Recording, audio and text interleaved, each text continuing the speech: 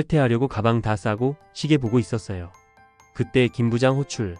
이거 정리해서 공유 좀 해줘요. 엥? 지금 퇴근 5분 전인데? 그 보고서요?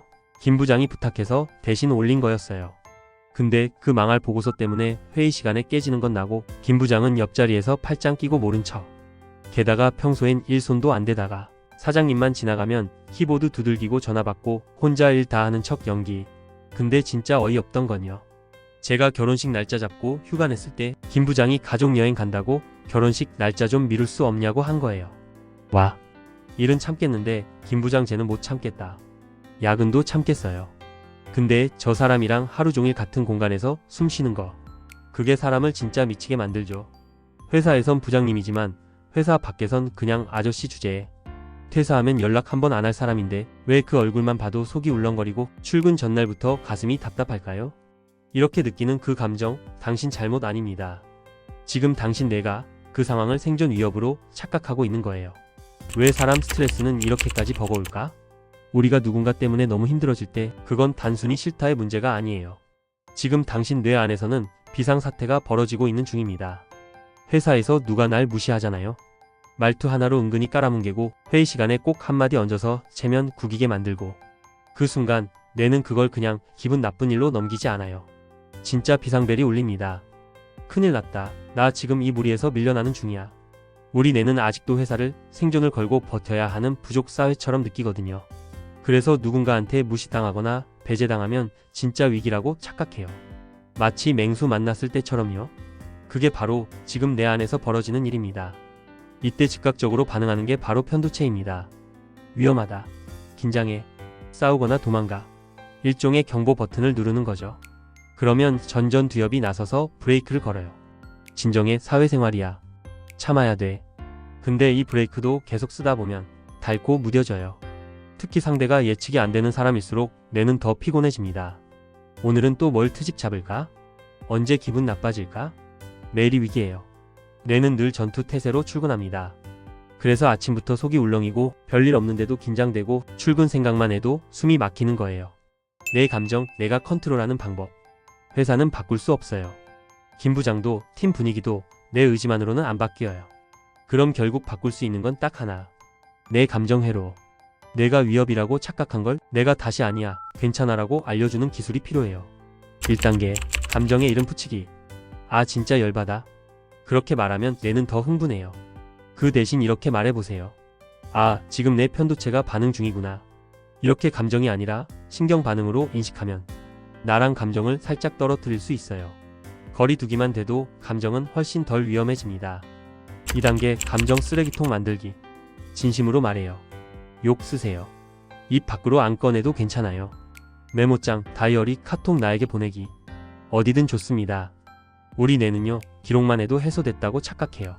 그래서 그냥 쓰기만 해도 조금 풀려요. 이건 감정 방출의 심리학적 편법이자 직장인의 생존 기술입니다.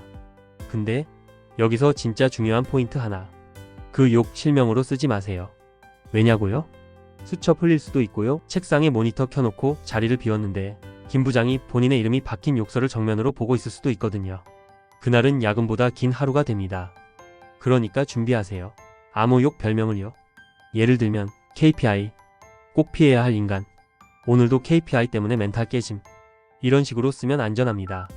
그리고 신기하게도요, 그 별명 붙이기 놀이만으로도 우리 뇌는 아, 해소됐다 하고 반응합니다. 속에 쌓아두는 것보다 살짝 비꼬듯 흘려내는 게 훨씬 건강해요.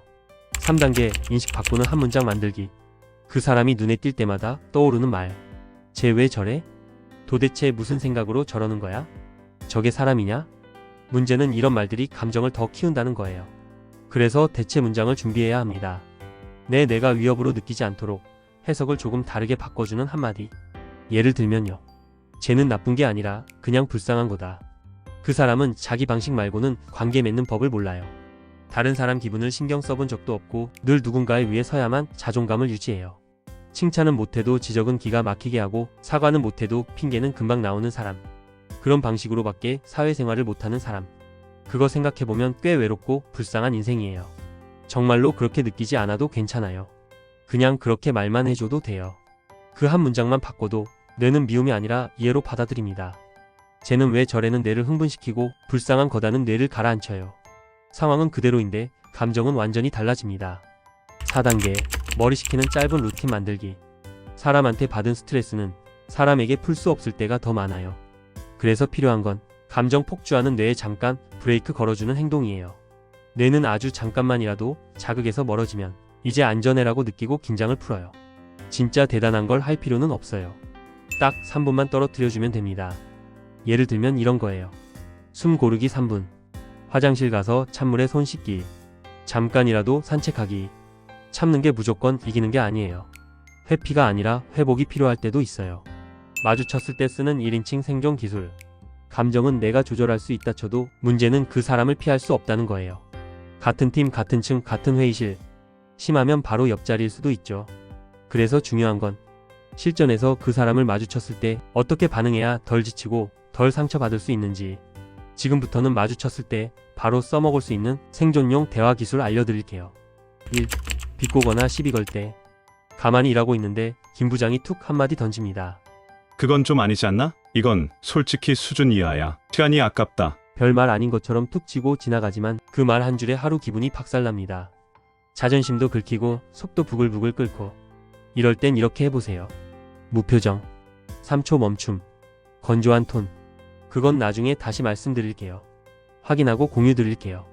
감정 안 섞고 말 줄이고 시선 피하고. 이게 끝입니다. 반응 안 해주는 게 제일 큰 반응이에요. 말보다 공기로 차단하는 게 진짜 기술입니다. 상대 말에 끌려가지 않고 내 페이스로 말하고 끊는 것. 그게 직장에서 감정 안 잃고 살아남는 방법입니다. 2. 회의 중 깎아내릴 때. 회의에서 내가 보고하고 있는데 김 부장이 가로막고 툭 던집니다. 이 부분은 좀 빠진 게 있네요. 이건 제가 따로 설명드릴게요. 순식간에 내 보고서가 허술해지고 내 설명이 불충분해지는 분위기. 근데 사실 빠진 것도 없고 틀린 것도 아닌데 그 말 한 줄이 사람을 작아지게 만들어요. 이럴 땐 이렇게 반응해 보세요. 그 부분 더 보완해서 정리 드릴게요. 감정 섞지 말고 상대가 던진 말의 내용을 정보로 바꿔서 받아들이는 것. 상대가 나를 흔드는 말로 들어오면 나는 데이터 처리하는 사람처럼 반응하는 거예요. 우린 감정 없이 넘기기로 해요. 그게 우리 뇌를 덜 다치게 하는 방법이니까요. 3. 뒷담화 들릴 때. 김 부장이 너 얘기 그렇게 안 좋게 하던데?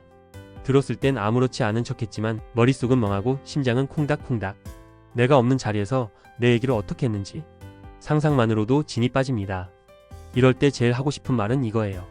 그 사람이랑 얘기 좀 해봐야겠는데? 근데 진짜 그렇게 하면 상대는 내가 언제?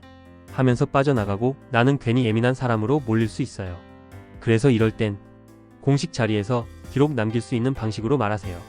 그런 얘기가 오갔다고 들었는데 확인하고 싶습니다. 이 한 문장 안에 다 들어있어요. 나는 그 말을 들었다는 사실, 확인하고자 하는 의지, 그리고 대놓고 싸우진 않겠다는 성금. 비공식 대화엔 감정만 상하고 공식 대화로만 끌고 와야 내가 다치지 않아요. 이건 참는 게 아니고요. 전략입니다. 4.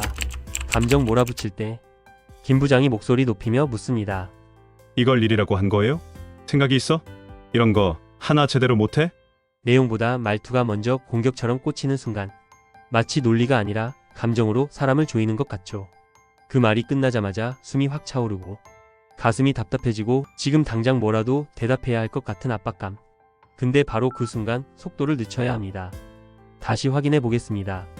공격적인 사람은 상대가 감정적으로 반응하길 기대합니다. 그래야 자기가 우위를 유지하고 대화 흐름을 계속 쥐고 갈 수 있거든요. 즉 내가 움츠러들고 변명하거나 당황한 모습을 보여줘야 내 말이 먹혔다는 확신을 갖는 거예요. 근데 내가 무표정, 건조한 말투, 힘 빠진 리액션으로 응대하면 상대 뇌는 순간적으로 이렇게 느껴요. 왜 화를 안 내지? 지금 무시당하나? 상대는 뭔가 더 밀어붙이려다가 살짝 맥이 풀립니다. 이걸 심리학에선 감정 비동기화라고 합니다. 내가 반응을 달리하면 상대도 에너지를 낮추고 흐름이 끊겨요. 감정 싸움은 소리 큰 사람이 이기는 게 아니라 흐름을 끊어낼 수 있는 사람이 이기는 거예요.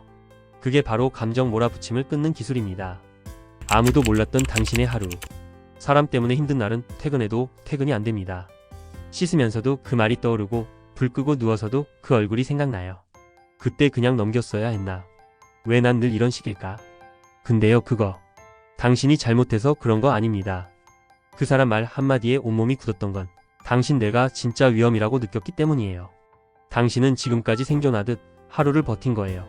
남들은 모를 겁니다. 그 자리에서 아무 말 안 하고 있던 그 순간이 당신 안에선 얼마나 많은 생각과 감정이 오갔는지. 그 침묵 절대 무능력 아니에요. 그건 감정을 감당해낸 용기입니다. 이제 그 사람을 바꾸려 애쓰지 않아도 돼요. 오늘부터는 그 사람 앞에서 내가 무너지지 않는 방법만 배워도 충분해요. 하루 끝나고 이렇게 말해주세요. 오늘도 잘 버텼다. 그리고 내 뇌야. 정말 고생 많았어. 그래. 이 모든 건 내가 하는 거야.